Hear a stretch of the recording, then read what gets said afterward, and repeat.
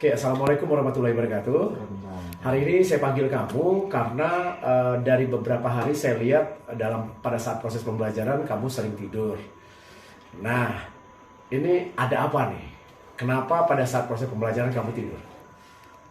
Saya malam Pak, susah tidur Pak. Oh, susah tidur. Iya. Maka pelampiasannya pagi gitu ya. Iya Pak. Nah, tapi ada nggak dampak ketika kamu tidur pagi, kemudian dengan tugas-tugas yang diberikan oleh beberapa guru, termasuk saya gitu? Ada, banyak kan? Nah, makanya saya memanggil kamu di sini. Berarti besok-besoknya harus ada perubahan. Kenapa tidurnya susah malam itu? Main game? Main game ya Pak. Main game. Sampai jam berapa main game itu? Mungkin jam 1 Pak. Sampai jam 1. Sama ya. Itu kalau misalkan main game sampai jam 1, dampak ke tubuh kamu itu gangguannya nanti banyak gitu. Nah, kalau bisa dikurangi. Gangguannya apa nih? Pertama pada liver kamu nanti bermasalahnya nanti. Masalah jantungnya, hatinya, tapi yang paling besar di livernya. Kalau kamu terus-terus tidur selewat dari jam 12, itu nanti penyakitnya muncul gitu. Kemudian dampaknya di sekolah, kamu sering ketinggalan pelajaran. Ada hal yang lain mungkin selain main game atau apa gitu? Mungkin dari proses pembelajaran, dari gurunya, dari cara penyampaian atau apa gitu? Itu nggak ada sih Pak. Nggak ada, aman-aman saja. Aman. Aman-aman saja. Pinginnya ke depan saya ada perubahan. Berarti minggu depan kamu tidak tidur lagi. Memang di kesepakatan kelas kita ada bahwa boleh tidur. Tapi boleh tidur ini ada catatan. Mungkin capek atau dan seterusnya. Kalau alasannya karena begadang tadi malam, itu tidak saya terima. Kecuali memang ada urusan hal lain yang penting mungkin yang menyebabkan kamu capek dan kamu tidur hari itu. Oke ya? Iya Pak.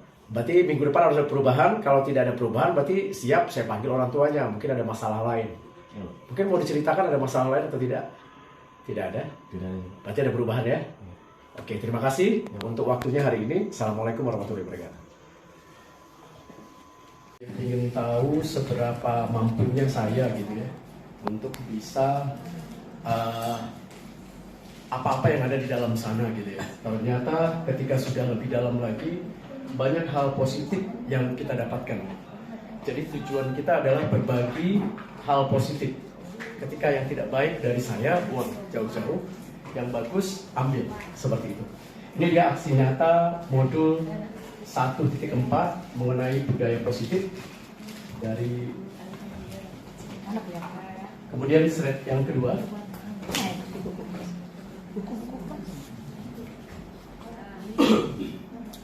Yang kedua, biasanya Freddy Tony Utapia SPD, kemudian ada fasilitator Pak Dedi Frianto SPD, dan saya sendiri CGP Angkatan 7 Kota Batam. Nah, ini rancangan aksi nyata saya yaitu membangun budaya positif. Nah, ini ada yang baik adalah sekolah yang mampu menciptakan rasa aman dan nyaman sesuai dengan KHD Ki Hajar Dewantara, menjelaskan bahwa tujuan pendidikan adalah menuntun kodrat anak untuk mencapai keselamatan dan kebahagiaan yang setinggi-tingginya sebagai manusia maupun anggota masyarakat. Pendidik hanya menuntun kodrat peserta didik agar dapat terpenuhi kebutuhan dasarnya sebagai manusia. Tumbuh kembang peserta didik tersebut adalah untuk membiasakan setiap warganya, khusus peserta didik, untuk melakukan budaya atau kebiasaan positif. Budaya positif ini haruslah berintegrasi di lingkungan sekolah, sehingga dapat membuat peserta didik tumbuh menjadi pribadi yang berkarakter positif. Tujuan dan tolak ukur saya pada modul 1.4 yang pertama adalah menumbuhkan budaya positif dengan kesepakatan kelas. Kemudian yang kedua, guru mampu menerapkan segitiga restitusi. Yang ketiga, menerapkan gerakan literasi di sekolah. Selanjutnya yang keempat, menumbuhkan nilai-nilai profil pelajar Pancasila pada diri peserta didik dalam kegiatan pembelajaran. Ada 6 dimensi yang disebutkan tadi oleh Ibu Erma Juwita. Tolak ukurnya adalah, pertama, peserta didik mampu membuat kesepakatan kelas bersama guru, kemudian dipasang di dinding kelas. Yang kedua, guru mampu menerapkan segitiga restitusi dalam setiap permasalahan yang dihadapi peserta. Ketiga, peserta didik membiasakan diri di awal dan akhir pembelajaran untuk literasi menulis dan membaca secara kontinu. Yang keempat, Peserta didik dapat mengaplikasikan nilai-nilai profil pelajar Pancasila secara sadar dan kontinu dalam proses pembelajaran. Nah, ini lini masa tindakan saya. Yang pertama, membuat rancangan kegiatan, sudah saya buat. Kemudian yang kedua, membuat materi budaya positif, koordinasi dengan kepala sekolah dan staf manajemen sekolah untuk mendapatkan masukan tentang materi dan jadwal sosialisasi. Kebetulan sosialisasinya hari ini. Keempat, penyiapan sarana dan prasarana meliputi ruang rapat, LCD, proyektor, recorder video, kemudian pelaksanaan sosialisasi dan refleksi kegiatan. Nah, dukungan yang diharapkan adalah keterlibatan seluruh warga sekolah, apakah itu peserta didik, guru, kepala sekolah, orang tua siswa, dan pihak terkait yang terlibat. Ini dia yang pertama. Yang pertama adalah perubahan paradigma. Kegiatan kepalan tangan. Ada A dan B, Anda dan teman Anda, sobek kelas secari kertas kecil, tuliskan benda sesuatu yang sangat berharga untuk Anda. Letakkan di salah satu tangan Anda dan genggam benda tersebut. Oke? Kemudian teman Anda B mencoba dengan sekuat tenaga dengan berbagai cara untuk meminta Anda memberikan benda tersebut. Bisa membujuk, bisa mengancam, menghardik, merayu, menyuap, dan seterusnya. Apa yang terjadi? Tentu kita akan berusaha untuk mempertahankannya. Kalaulah yang di dalam itu adalah nilai-nilai kebajikan yang kita pegang. Seperti itu.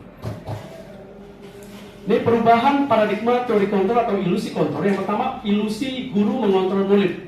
Yang kedua, ilusi bahwa kritik dan membuat orang merasa bersalah dapat menguatkan karakter. Kemudian ada ilusi bahwa semua penguatan positif, efektif, dan bermanfaat. Yang keempat, ilusi bahwa orang dewasa memiliki hak untuk memaksa.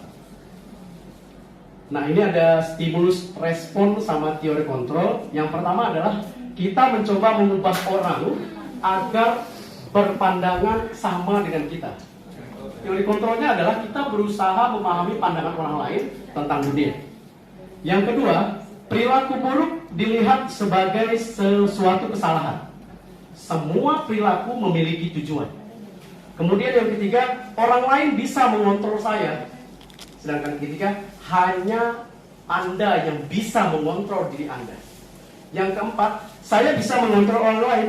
Sedangkan pada teori kontrol ini seseorang, maka motivasi intrinsiknya akan terbangun. Sehingga menggerakkan motivasi dari dalam untuk mencapai tujuan mulia yang diinginkan. Selanjutnya, nilai-nilai kebajikan yang ingin dicapai oleh setiap anak Indonesia kita kenal dengan profil pelajar Pancasila. Ada 6 dimensi ya.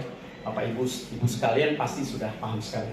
Nah, ini dia teori motivasi perilaku manusia. Di situ ada motivasi eksternal, kemudian motivasi internal. Yang pertama adalah ada 3. Untuk menghindari ketidaknyamanan atau hukuman apa yang terjadi apabila saya tidak melakukannya. Itu motivasi dari eksternal.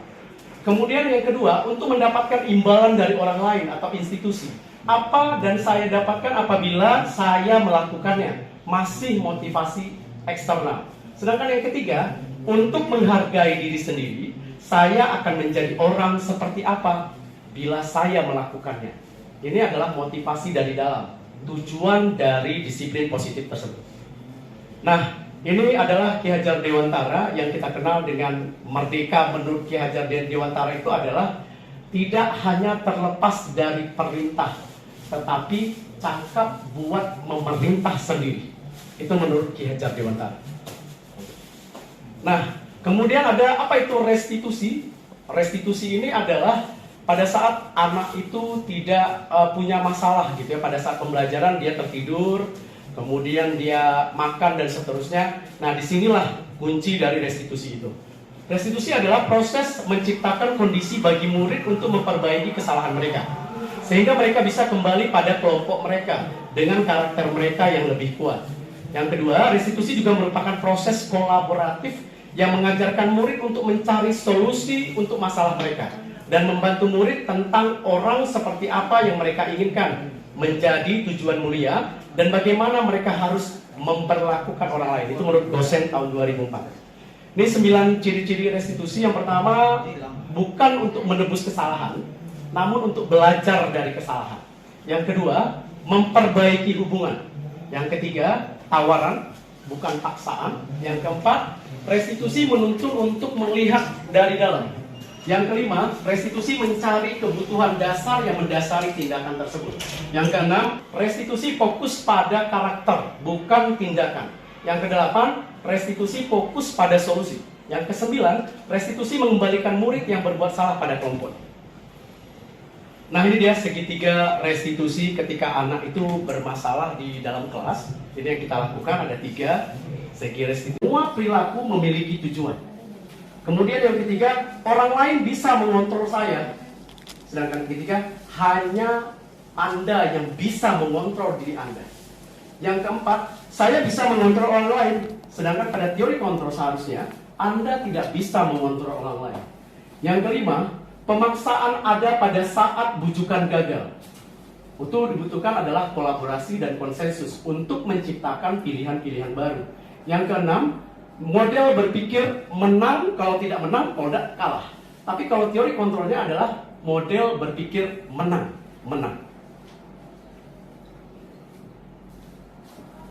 Nah, ini dia disiplin positif yang dikemukakan oleh teori kontrol pilihan Dr. William Glasser. Di situ ada posisi yang sudah dijelaskan sebagian teman kita. Oke Bu, next, lanjut saja. Nah, apa makna disiplin? Berasal dari bahasa Latin disiplina yang artinya belajar. Makna asal dari kata berkonotasi dengan disiplin diri dari murid Socrates dan Plato. Disiplin diri membuat orang menggali potensinya menuju sebuah tujuan apa yang dihargai.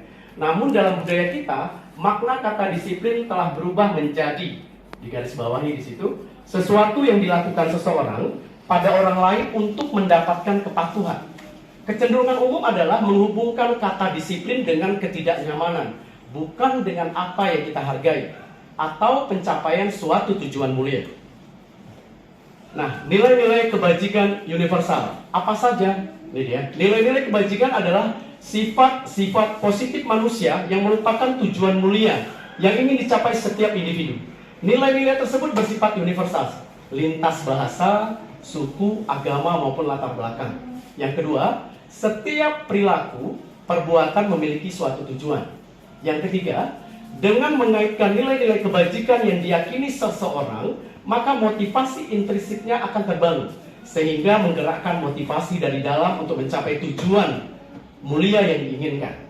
Selanjutnya, nilai-nilai kebajikan yang ingin dicapai oleh setiap anak Indonesia kita kenal dengan profil pelajar Pancasila. Ada 6 dimensi ya. Bapak Ibu sekalian pasti sudah paham sekali. Nah, ini dia teori motivasi perilaku manusia. Di situ ada motivasi eksternal, kemudian motivasi internal. Yang pertama adalah ada 3. Untuk menghindari ketidaknyamanan atau hukuman apa yang terjadi apabila saya tidak melakukannya. Itu motivasi dari eksternal. Kemudian yang kedua, untuk mendapatkan imbalan dari orang lain atau institusi. Apa dan saya dapatkan apabila saya melakukannya. Assalamualaikum warahmatullahi wabarakatuh. Nama saya Dante Lorenzo, saya dari kelas 11 IPA 1. Pengalaman saya selama belajar dengan Pak Dodi yaitu Pak Dodi cukup baik untuk menjelaskan materi, dan materi yang dijelaskan juga cukup mudah dimengerti. Pak Dodi ini punya suara yang tegas sehingga suaranya bisa sampai ke kursi belakang ya. Jadi cukup mudah didengar gitu dari kursi belakang sekalipun. Dan juga kalau misalkan ada materi yang tidak kita mengerti, bisa kita tanyakan ulang lewat chat. Mungkin segitu aja sih yang saya dapatin. Oke, terima kasih. Wassalamualaikum warahmatullahi wabarakatuh. Assalamualaikum warahmatullahi wabarakatuh. Saya Anggreni, Waka Kurikulum SMA Negeri 4 Batam. Saya akan memberikan testimoni tentang persentase budaya positif yang telah disampaikan salah satu rekan kami, Bapak Dodi Zulakbar, CGP Angkatan ke-7, pada hari Jumat 3 Februari 2023 di seluruh hadapan Dewan Majelis Guru SMA Negeri 4 Batam. Alhamdulillah, persentase budaya positif yang telah disampaikan oleh Bapak Dodi sangat menarik sekali, di mana Bapak Dodi menjelaskan tentang disiplin, posisi kontrol guru, serta segitiga restitusi. Semoga kedepannya budaya positif dapat kita terapkan di sekolah kita agar guru-guru terus bergerak sehingga sekolah dapat menjadi maju untuk mencerdaskan anak bangsa. Terima kasih. Assalamualaikum warahmatullahi wabarakatuh.